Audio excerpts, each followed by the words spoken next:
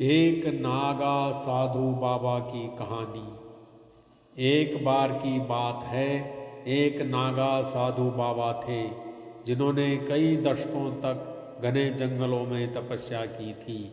उनकी आध्यात्मिक यात्रा ने उन्हें गहन ज्ञान और रहस्यमयी शक्तियाँ प्रदान की। बाबा का पूरे क्षेत्र में बहुत सम्मान था और वे मानवता के प्रति अपनी निस्वार्थ सेवा के लिए जाने जाते थे। वे गांव-गांव घूमते थे और अंधविश्वासों, सामाजिक बुराइयों के खिलाफ उपदेश देते थे। लोगों को अधिक प्रबुद्ध जीवन जीने का मार्ग दिखाते थे। इसके साथ साथ उन्हें काफ़ी समस्याओं को समाधान करने का तरीका भी आता था, खासकर जब लोगों पर कुछ तांत्रिक असर हो जाता था तो उन्हें ठीक करने का भी उन्हें शक्तियाँ प्राप्त थीं।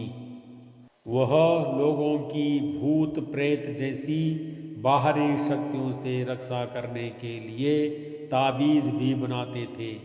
उन्हें काफ़ी शक्तियाँ प्राप्त होने के कारण हर बीमारी का एक प्रकृति से जुड़ा उपाय निकालने की कोशिश करते थे।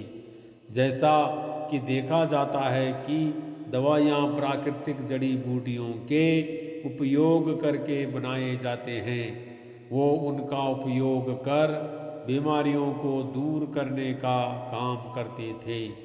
ज़्यादातर औरतें जो बांझपन का शिकार होती थी, उनके इलाज की भी वह दवाइयाँ बताते थे, जो काफ़ी प्राकृतिक होती थी। असल में उनकी दी गई राख ही भगवान का प्रसाद मानी जाती थी।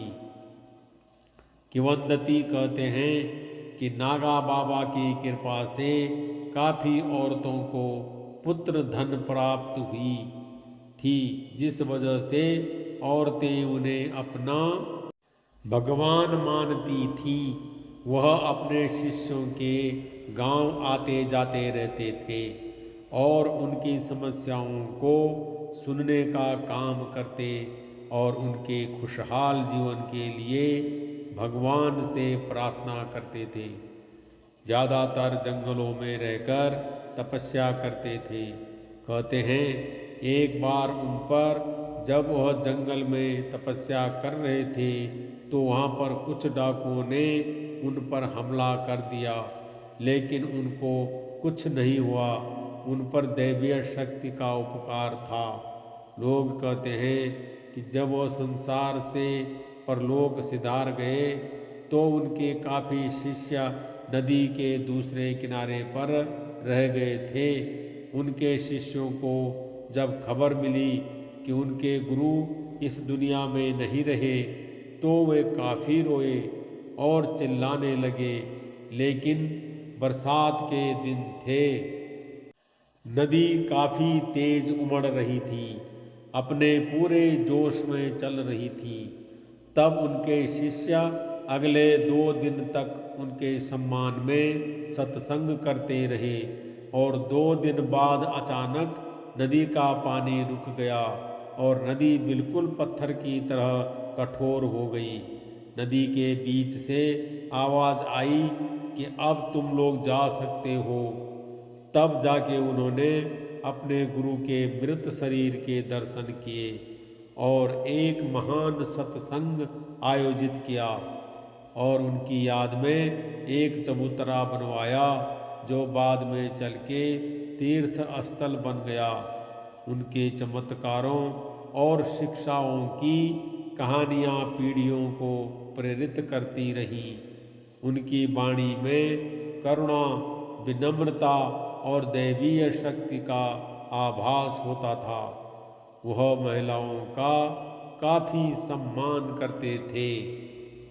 हमेशा उम्र के अनुसार बेटी, माता श्री जैसे शब्दों का उपयोग करते थे। जब भी वह किसी गांव में जाते तो उनके शिष्य अपने घर उनको खाना खिलाने को अपना सौभाग्य मानते थे। किंवदंती कहते हैं वह नागा बाबा जिस घर की दहलीज पर पैर रखते उस घर में खुशहाली छा जाती थी। घर सुख समृद्धि से भर जाता था। इस तरह नागा साधु बाबा की कहानी आध्यात्मिक प्रेरणा का स्रोत बनी हुई है और यह याद दिलाती है कि एक व्यक्ति दुनिया पर कितना गहरा प्रभाव डाल सकता है।